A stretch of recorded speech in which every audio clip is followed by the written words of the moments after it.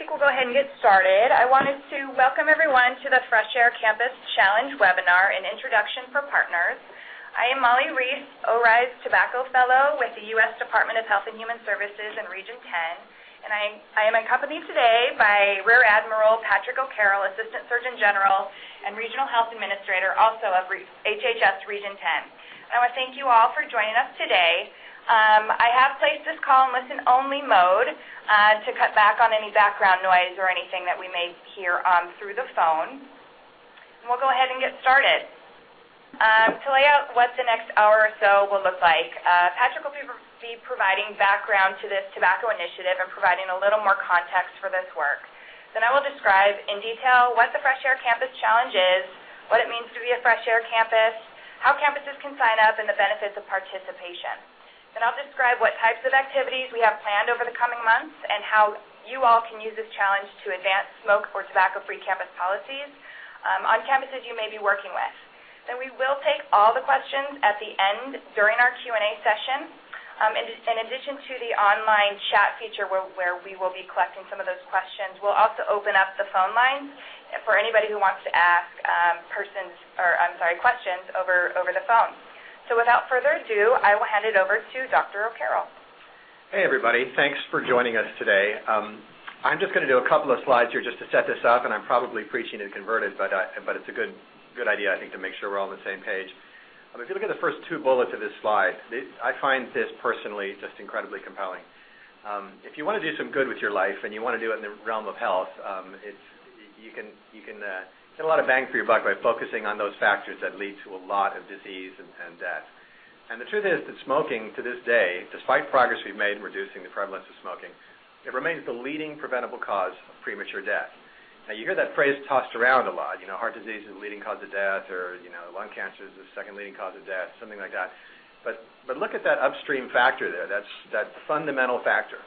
By far and away, tobacco use is truly the number one cause of preventable mortality in our nation. So if we can do something about the number one cause of preventable mortality, whatever percent increase we have there has a bigger bang for its buck than the same percent effect of any other risk factor. Take that second bullet now, and you realize that just about all smokers begin before age 26. Another way of putting it that, if you get to age 26 and you haven't started smoking, you're not going to start smoking. So if we care about the number one leading cause of preventable death, and we know it's highly addictive, and we know all the addiction takes place before age 26, you don't have to be a genius to figure that maybe we need to focus on young people and prevent them from starting in the first place or help them to quit early. And that's why the third bullet says we must prevent smoking onset and promote cessation among people in this age group.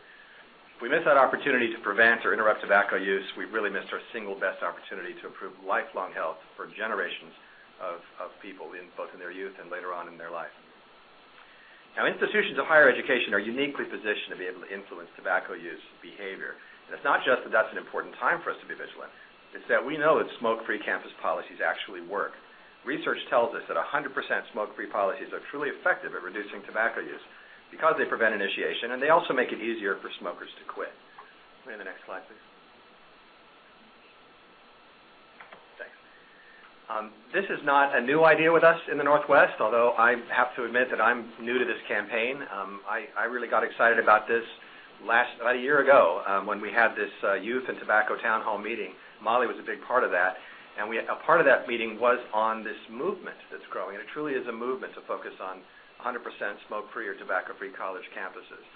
It's a national movement, and in fact, HHS, the department I work for, has launched a national tobacco-free college campus initiative to promote and support the adoption of tobacco-free policies among academic institutions across the country. However, here in the Northwest, we've come up with a first-of-its-kind region-wide effort to get every single institution of higher education to at least begin considering and hopefully go smoke or tobacco-free by some date certain.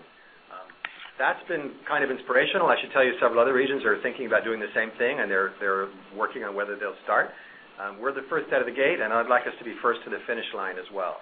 So I'm really excited about this initiative, and I'm really pleased that all of you have joined to learn more about it.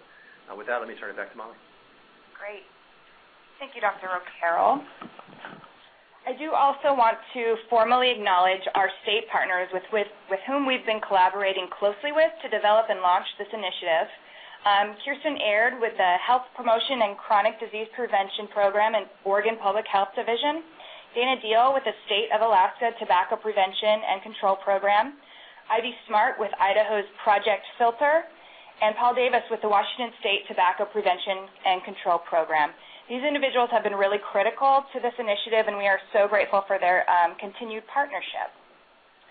So as Dr. Carroll alluded to the goals of this challenge, but to lay it out plainly, this is a call to action for campuses to take meaningful steps towards smoke or tobacco-free campus policy.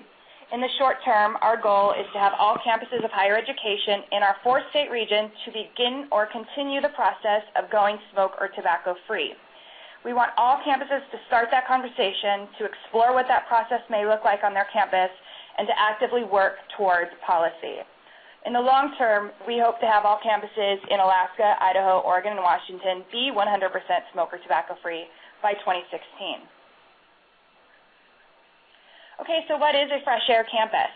Fresh air campuses are campuses that formally sign on to our challenge, and campuses fall into one of 3 categories based on the level of existing smoke or tobacco-free activities taking place on that campus at the time they sign on to the challenge.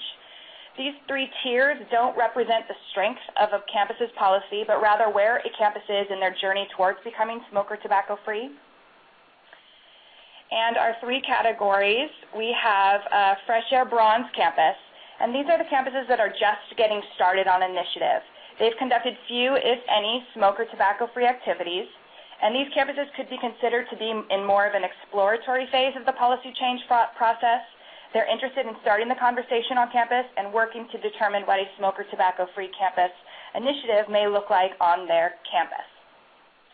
Next, we have our silver campuses, and these are the campuses that are already on their way. These campuses have already conducted some sort of coordinated smoke or tobacco-free movement, and they've already taken meaningful steps towards policy change, but haven't yet implemented their smoke or tobacco-free campus policy. And lastly, we really have our gold standards, and these are the campuses that have already gotten there. They've already adopted and implemented 100% smoke and tobacco-free campus policies. I do also want to point out that these campuses do not need to sign up for our challenge. They automatically receive gold level status upon implementation of their policy. Gold campuses are, however, invited to sign up for the challenge as a mentor, where they will be paired with a bronze or silver campus and will provide direct assistance to these campuses as they move forward with the policy change process. And I'll talk a little more about this mentorship piece in a few slides.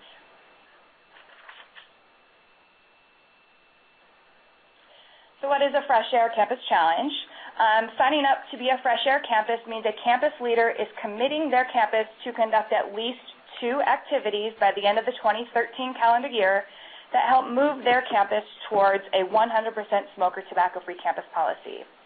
And here we have listed a few examples of the types of recommended activities that a campus may elect to conduct. Now, campuses signing up for this challenge using our online commitment form, which we'll look at in more detail a bit later, can select which activities they want to conduct from a list of recommended activities, or they can submit their own, or request assistance in determining what type of activities may be a good fit for their campus. So to explain this all a little better, I have provided some examples here, and we have 3 example campuses that we'll look at here. So our first example campus is Hogwarts University. A little background on Hogwarts. Their current policy is no smoking within 25 feet of any building entrance. Administration has received multiple complaints about smoking on campus, and they've tried a number of different solutions, including increasing signage, without any luck. Concerned, Hogwarts headmaster researches what his peer institutions are doing in this regard and is surprised to learn that over 1,100 campuses in the country are 100% smoke or tobacco-free. So he contacts his local health department to learn more and finds out about our Fresh Air Campus Challenge. The headmaster signs up Hogwarts as a bronze Fresh Air Campus, and since they are just getting started on the initiative, Hogwarts decides to form a tobacco policy task force to look into the tobacco issues, assess the tobacco-related issues on campus by doing surveys and or stakeholder interviews, and also draft an action plan with key activities and proposed timeline. And as a Fresh Air campus, Hogwarts will have access to technical support from tobacco policy experts and a mentor campus who has already implemented a 100% smoke for tobacco-free campus policy. Our next example campus here is Greendale Community College. At Greendale, the current policy is no smoking inside campus facilities or campus buildings. For the past 6 months or so, there has been a grassroots movement advocating for 100% smoke-free campus policy. One student group in particular has been leading these efforts with support from several key staff and faculty members.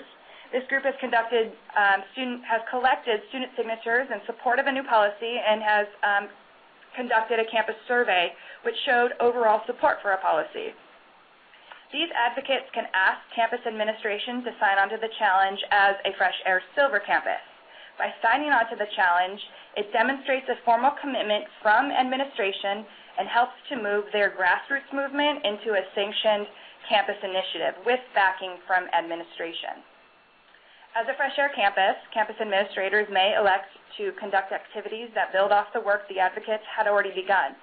They may assign key staff and faculty to serve on a policy implementation task force, which could be charged with drafting a smoke-free campus policy and implementation plan. They could also work with the advocacy group to continue educating campus members on the need for and benefits of a smoke-free campus policy. Lastly, we have Barnett College. And Barnett College went 100% tobacco-free in September 2011.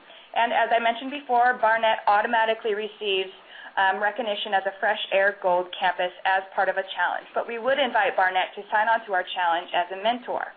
Fresh Air Gold campus mentors agreed to provide direct assistance to 1 to 2 bronze or silver campuses by sharing information, tools, and materials that was helpful to their campus in their policy adoption and implementation process.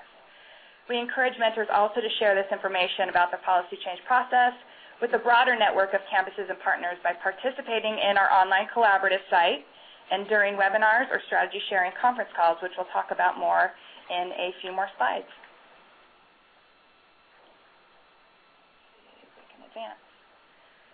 So once a campus is interested in signing on to the challenge, what exactly does that process look like?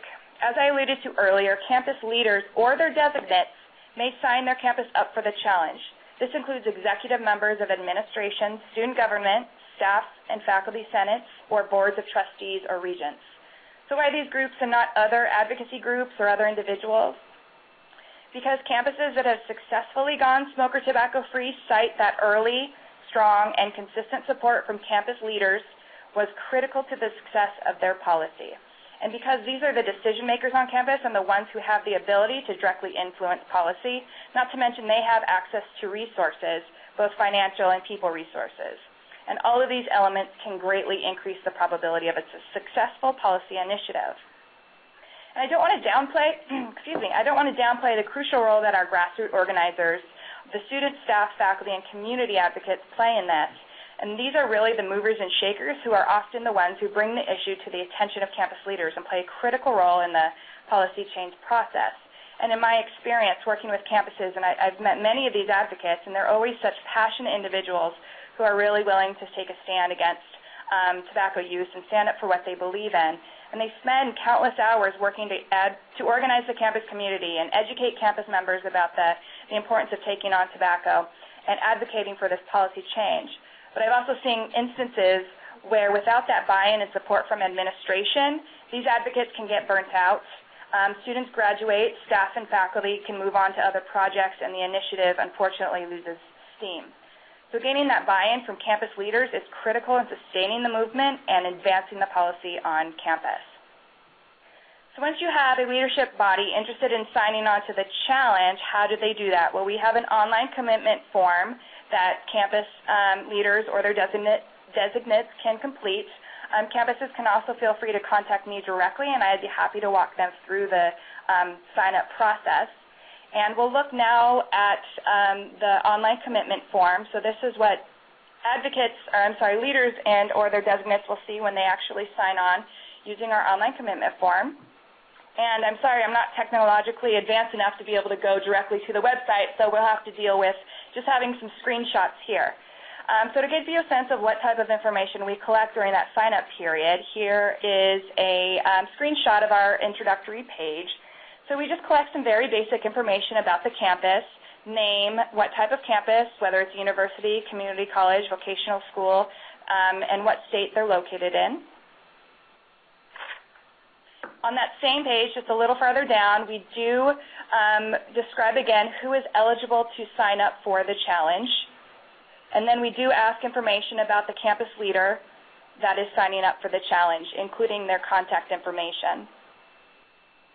Then we ask campuses to self-describe or self-identify which category they belong in, whether it's a bronze, silver, or gold campus. Campuses can also choose the unsure button if they need assistance in determining what category they may fall in. And then I will get in direct contact with them to help them figure that out.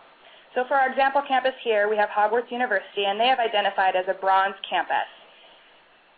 So they will select the bronze campus and then advance onto the next page, and the next button is actually hidden underneath our drop-down menu here, but it's there. And then they will be redirected to our activities page.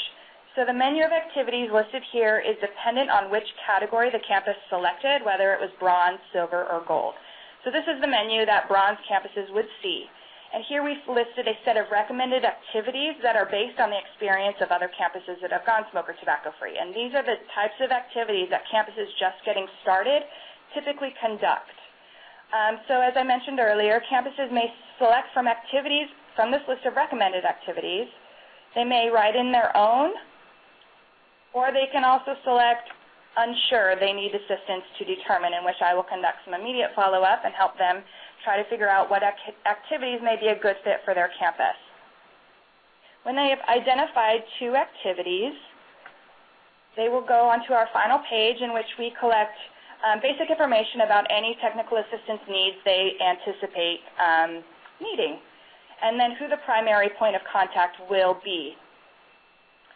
Lastly, we ask that the person completing the survey affirm that they are a campus leader or designate, that they are willing to commit to conducting 2 activities, and that we may use the campus name and information as it relates to our Fresh Air Campus campaign. And we do plan on publishing the names of all of our Fresh Air campuses in our challenge materials, but we do understand, however, that there may be some sensitivities regarding publishing this information. Some campuses may not want to have that recognition. They may prefer to work on this quietly on campus and not receive that sort of publicity, in which case we would honor that. We don't want this piece to be a barrier for campuses to be involved in the challenge, but I would work with that campus and encourage them that once they are ready to announce this, that they allow us to use their name, because we do see that it can be very influential for other campuses to see their peers signed up for this and committed to this movement, and may influence other campuses to follow in their footsteps. So after you hit the submit button, that sets forth a few steps in which the next steps would be I would send an introductory welcome email to the person listed as the contact within 2 to 3 days. And then depending on which state the campus is located, I will work to pass on this campus to either our state or local tobacco prevention and control partners who will serve as that local tobacco resource for that campus as they work to conduct the activities they listed in their commitment form. And I will always be available to both campuses and our local partners if there is ever any need for additional assistance and or any questions about the challenge. And many of you are probably wondering, well, what's in it for me? Well, the short answer is there's added layers of support and the backing of a regional initiative.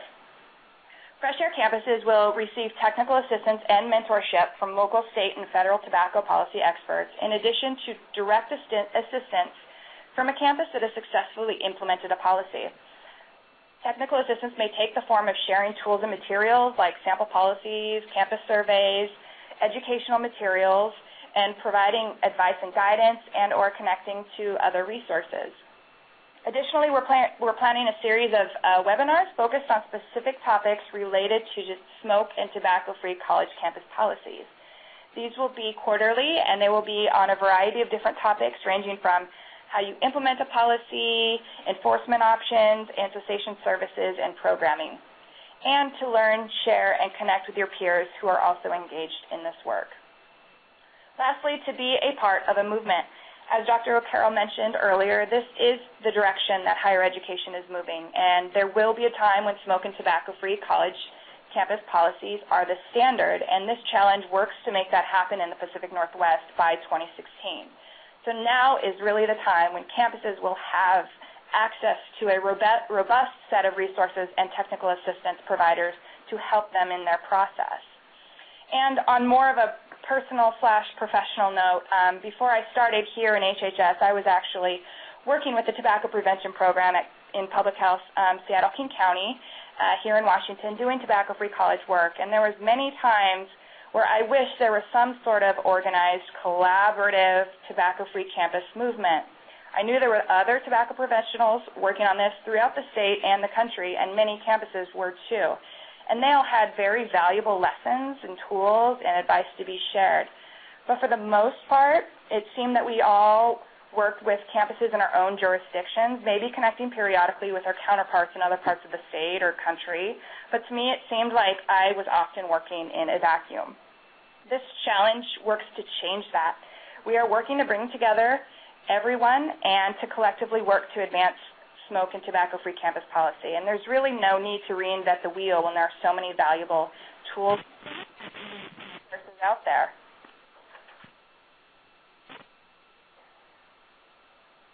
On that same note, a large component of this challenge is building up a network of campus and tobacco policy experts to share tools, materials, and lessons learned.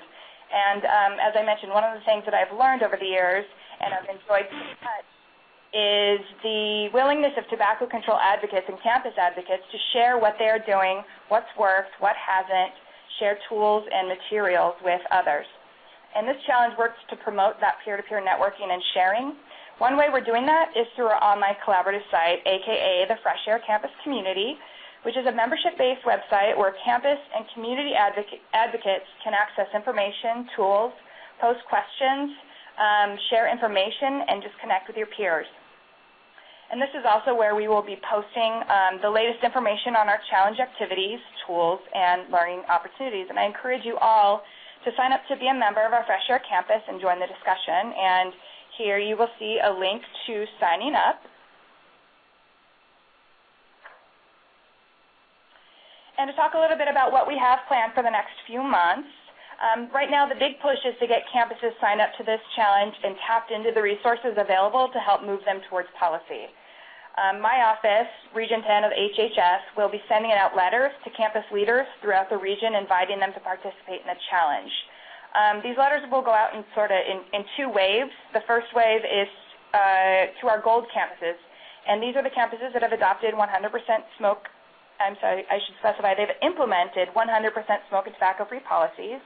And so we mailed, at the second week of April, we mailed out these letters congratulating campus leaders on their policy and recognizing them as a Fresh Air Gold campus. We also sent along a lovely certificate recognizing them as a Fresh Air Gold campus.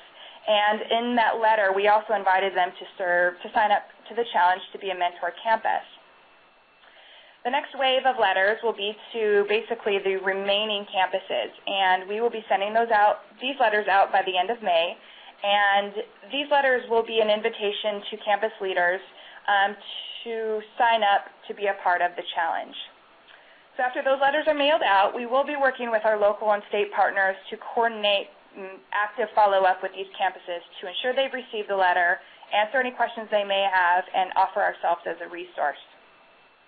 And I'm proud to say that we officially have 5 campuses throughout the region signed up to be Fresh Air campuses, and several more considering. We are working closely with our state and local partners to provide those campuses with assistance and connecting them with the appropriate resources to support their policy change efforts. Lastly, we are working to promote the challenge among our community and campus partners. and working to increase awareness on the needs for and benefits of a smoke-free and tobacco-free campus policy. And we hope that you all can help spread the word about the challenge as well. Both campus and community advocates can use this challenge as a mechanism for engaging campus leaders and asking them for a formal commitment to working towards a smoke or tobacco-free campus policy. This challenge also helps to demonstrate that there is this growing movement for smoke and tobacco-free campus policy. And as I mentioned, as more and more campuses sign on to the challenge, we will be publishing the list of Fresh Air campuses in the hopes that campus leaders may be influenced by seeing their peer institutions already committed to this work. Lastly, we want you all to be engaged in our challenge in order to build your own knowledge and skills by participating in our challenge webinars, our strategy sharing conference calls, and just being an active member on our online collaborative site. That's a tongue twister. So just a couple of upcoming learning opportunities I wanted to share. We are hosting a communications webinar with our partners at GMMB, and this is a webinar for campus and community advocates that outlines all of our challenge resources that are available and walks through how to plan for and conduct media outreach. And we're working right now to hammer out an exact date and time for this, so please stay tuned. And we will be posting more information as it becomes available on our online collaborative site, so make sure you sign up for that. It's looking like it'll be either late May or early June for that webinar. Then on June 26th, we're hosting our inaugural strategy sharing conference calls. Partners and community advocates and leaders are invited to participate in this call, which will just be a place to share successes, challenges you may be facing on campuses you're working with, as well as receive and provide advice and guidance from your peers. Lastly, well, I guess not lastly, we have a few more slides here. Some challenge resources. We do have a wonderful resource, our website, which is hosted also by our wonderful partners at the Northwest Center for Public Health Practice. And this is where you can access all things challenge related. You can access all of our challenge materials, including our overview documents, our frequently asked questions, and an overview of our mentorship programs. And these are the three materials that campus leaders may be really interested in. It also has a link to our online commitment form, and this is where all of our archived webinars will be housed. And then we have our online collaborative site, which I talked about a little bit already, and this is where you will go to connect with your peers. Here you can also access information and tools to help you in that policy change process, and you also find additional challenge tools that will help you in engaging in the conversation with campus leaders and or promoting the challenge. And these challenge tools include a PowerPoint presentation on the overview of the challenge and talking points, which you should all feel free to use if you are presenting to a campus stakeholder group or community group. And lastly, I am a resource for you all. Please don't hesitate to contact me if you have any questions or requests for information related to smoke or tobacco-free campus policies. And my contact information is here as well as here. So, do you have any? Yeah, so hi, this is Patrick O'Carroll again. I just want to thank Molly for her leadership on this, and I think probably the best decision I made in the past 12 months was bringing Molly on board, because she's really been the spirit behind this project. Having said that, I want to stress again the nature of the sort of movement quality of this, because I hope everyone that's listening to this is thinking about what they're going to do from here. We're making a little progress here. We have quite a ways to go. We currently have at least 48 of the 180 campuses in the 4-state region that are smoke or tobacco-free, but we have a remaining 132 campuses or so to go. That's a lot. And so this is an all-hands-on-deck kind of thing, and like all movements, we need an army of committed people out there spreading the word. So I'm hoping everybody on this call is thinking about how they can help us do that. I'd be interested in learning from some of you what your thoughts are about how to proceed from here. And with that, I'll again thank Molly for her leadership, and we'll stop there. Thank you, Dr. O'Carroll. So now is the time where we open it up for questions. And before we open up the phone line, I did see at least one question come through in our chat feature. And if anybody else has questions that they'd prefer to send me electronically, please do so by using that chat feature on the left-hand side of your screen. So I will answer the questions that came through electronically here, and then we'll open it up for phone questions. So our first question is, have you received any pushback from college campuses about the Fresh Air Campus Challenge? If so, what are some of the reasons why? So at this time, we're so early in this process, and we haven't done our big push for recruitment, so we haven't really received much pushback from college campuses. I should specify, the campuses we have engaged in this and have signed up for the challenge are those campuses that had already had an active movement on campus. So they were very eager to be a part of this challenge and to be able to access these additional resources. As we move forward with recruitment and we reach out to the campuses that may not have been conducting any activities, there may be some pushback. And, we may not be the ones that are hearing that. It's probably going to be our local partners and the individuals that are having those conversations. And so I would welcome you all to keep us informed so we can continuously work to make this challenge better and create and make it what it needs to be for our college campuses to be successful. Another question is, will we be able to post resources on the website to share with others? Yes. So you will be able to post resources and any tools, information that you have found particularly helpful in your experience on our online collaborative site, and it's very much a membership-based website, and that is where you can post new discussions, share information, pose questions. This is what a campus has told me, how has others dealt with that? Those type of questions, and it's a really interactive type of website. So our online collaborative site is really the space to be able to post resources. We also had another question about whether this presentation will be available for review later, and yes, and thank you for reminding me to notify you all. This webinar is being recorded, and it will be available on our website by early next week, if not sooner, and that will be available on the Northwest Center for Public Health Practice website. Let me go back to our slide here. And that looks like that's all the questions we have on our chat feature. So we can open up for phone discussions, and if you have a question you want to answer over the phone, then all you need to do is push *6 to unmute your line and go ahead and ask the question. So here's our Fresh Air Campus website where the webinars will be hosted.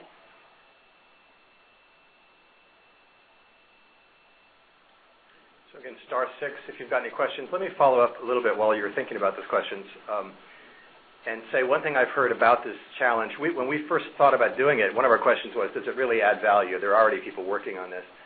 And what I learned from our colleagues in the States who've been in the trenches working on this a long time is that many times the pushback is of the nature that, well, here you come again, you're the local health department, you want us to do something, we're really busy, and why are you here to tell us what to do? And so the sense was that being part of a larger collaborative, part of a larger regional movement would actually give some steam behind getting your foot in that door for the first conversation, whether you're a student who's trying to speak to one of the campus leaders, or whether you're among the campus leaders trying to speak to the Senate or whatever it is, that it's, you get to start the conversation with, this isn't just a good idea I thought of, this is something we're working in collaboration with state and federal and regional leaders on doing. And so we were hopeful, and that was one of the major reasons why we proceeded with this, because we want to give everybody as much strength and support and as many resources as we can to reduce any barriers that there are to getting this conversation started.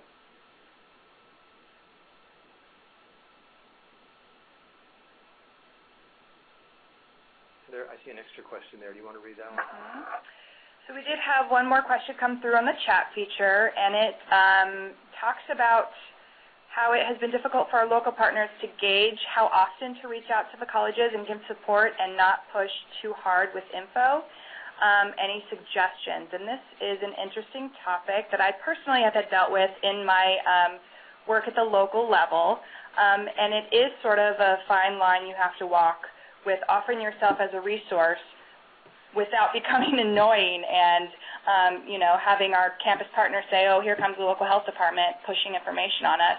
And I guess just making yourself available, offering them the information that you think may be helpful. And sometimes a good foot in the door is just having an educational moment with a campus, specifically with a campus department. For example, working with the health centers, the student health centers, to offer them information about these new and emerging tobacco products that young people are using, and just using that time to really educate them about the tobacco issues, and then offering yourself as a resource if they want to explore that further. Yeah, I think that's a great suggestion, Molly. I'd add to it, or just amplify on something it was implicit in what you said, which is if you approach one level of leadership and you sort of get stiff-armed that they're too busy or they're going to take this up next year or they've already got a full plate, then I'd suggest thinking about another level of leadership. One thing we've learned, or I've learned through this process, is that no two campuses seem to get to the solution in quite the same way. Some get to it by starting a conversation and saying, we're going to want to get this done by 3 years from now. And so we just want to get a policy that will take effect 3 years from now, and that seems to lower a lot of barriers. Others have worked with students when they weren't getting cooperation from the faculty, and others, vice versa, got cooperation from the faculty, and the faculty recruited the students. And then finally, as Molly indicated, sometimes the health centers and the health people on the campus who provide health services are a great avenue to talk to. So I guess rather than bugging one person over and over if they seem recalcitrant, I'd suggest maybe looking at some other level of leadership on a given campus. And I'd also recommend thinking outside of the box and approaching, our non-traditional partners. Sustainability groups are often advocates in this. Let's see, who else? Janitorial services. Yes, safety security teams, departments, groups. Yeah, so it's a time for creativity. And this is the kind of thing, if you learn something, if you try something, you wondered if it would work, it seemed like a long shot and it works, that's exactly the kind of thing we'd love you to share with the others on this network that Molly's helping to build. Any other questions? Again, *6 to ask verbally or type in your question. All right, any final comments then from Molly, from you, or from Sarah? Nope, I will offer my information again. If you guys, I'm sure plenty of you will have questions as soon as we hang up this call, so please feel free to contact me directly with any questions, concerns, thoughts you may have. Oh, we have one more question that came through the chat feature, and that's how many gold campuses have signed up for mentorship. And I'm trying to remember exactly. I think at this time we have 3 mentorship campuses. And most of those have been assigned mentee campuses.